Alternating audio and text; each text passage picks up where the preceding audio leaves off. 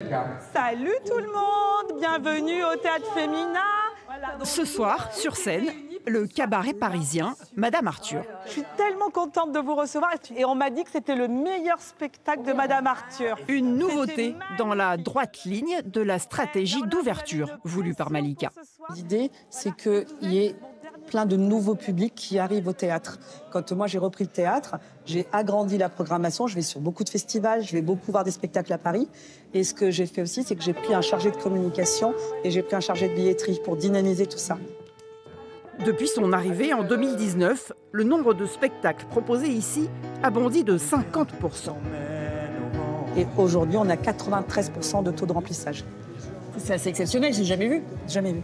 J'ai doublé le chiffre d'affaires. On est à plus d'1,5 million. Artificiel, je voudrais que tu la rêves en grand, que tu sois joie de temps en temps, et je voudrais... Bonjour à tous. 19h, derniers instants de calme avant le rush de l'ouverture. Vous êtes filmés ce soir les amis. Tu vois la liste des invités? Est-ce que tout le monde est prêt là? Elle est au four et au moulin. Vous êtes combien au bar? Elle est partout à courir. Elle fait la sécu, elle fait le placement, elle fait tout. Les toilettes sont pas allumées je crois, si? J'entends pas la musique les gars. On y va là, on ouvre. C'est quoi une soirée type? Ah, il n'y a pas de soirée type, c'est ça qui est bien dans ce métier. Il n'y a pas de soirée type. Il y a beaucoup d'imprévus? Toujours. Toujours. Oui, je t'écoute. Il pleut. Il faut peut-être mettre la bâche. Quand on gère que des problèmes, notre cerveau, il est fabriqué à gérer les problèmes. Donc c'est très facile. C'est un entraînement. Et en fait, moi j'aime bien, ouais. chaque soir, ce sont 800 à 1200 personnes qu'il faut faire rentrer en un peu plus d'1 heure. Un challenge à chaque fois. On laisse à droite, s'il vous plaît. Bonne soirée, bon spectacle. On est à combien là? 417. Il manque 300 personnes. Messieurs, dames, vous pouvez vous installer dans la salle avec vos verres. Oui.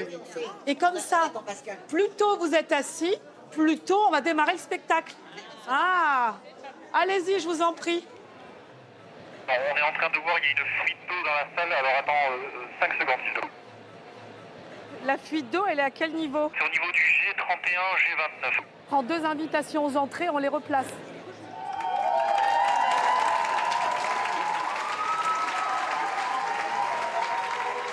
Le spectacle démarre enfin, mais pas de répit pour Malika. Si je restais là-haut, je verrais aucun spectacle. Là, j'ai 150 mails en retard. Et donc, je peux travailler en même temps. Je vois ce qui se passe dans la salle s'il y a des problèmes. Et donc, voilà, donc j'ai mon bureau dans la salle.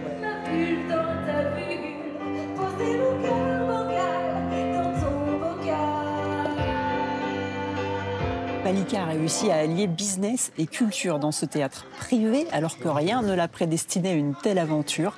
Elle nous a amenés dans son petit refuge, une crêperie où elle a ses habitudes, pour notre petit entretien.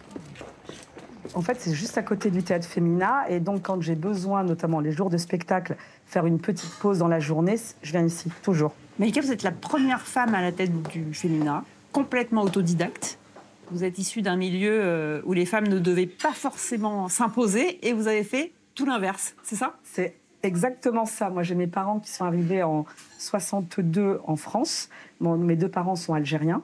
Ma mère, c'est ni lire ni écrire. Si on m'avait dit à 35 ans que je bosserais dans le spectacle, c'était inimaginable.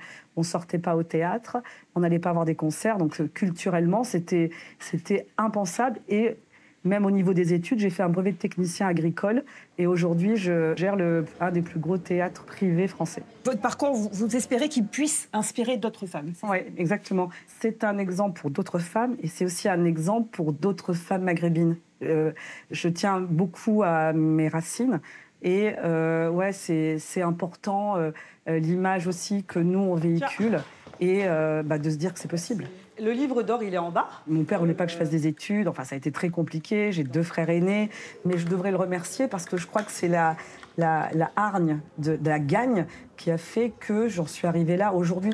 Malika, vous êtes aussi controversée.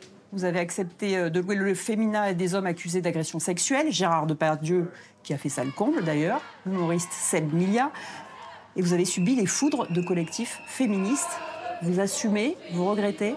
Alors, ce que je regrette, c'est que je suis rentrée en contact avec les différents mouvements féministes pour leur expliquer pourquoi je ne pouvais pas annuler. Parce qu'il y a effectivement les convictions, mais il y a la loi. Et quand nous, on met en vente les spectacles, notamment Depardieu, moi, ça faisait 1 an que c'était en vente, le producteur a signé les contrats de location de salle, je n'ai pas le droit d'annuler. Et ce n'est pas une histoire de conviction, c'est-à-dire que ce n'est pas un choix. Est-ce que vous regrettez?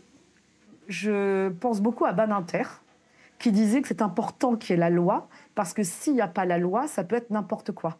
Comment moi, je peux poser un veto en disant « toi, tu ne parleras pas ». Moi, c'est ça ma difficulté, c'est la liberté d'expression.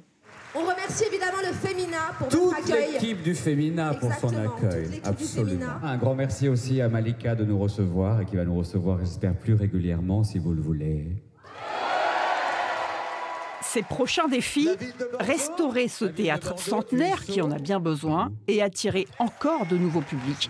Elle espère notamment convaincre de grands noms de la musique classique de venir jouer dans cette salle.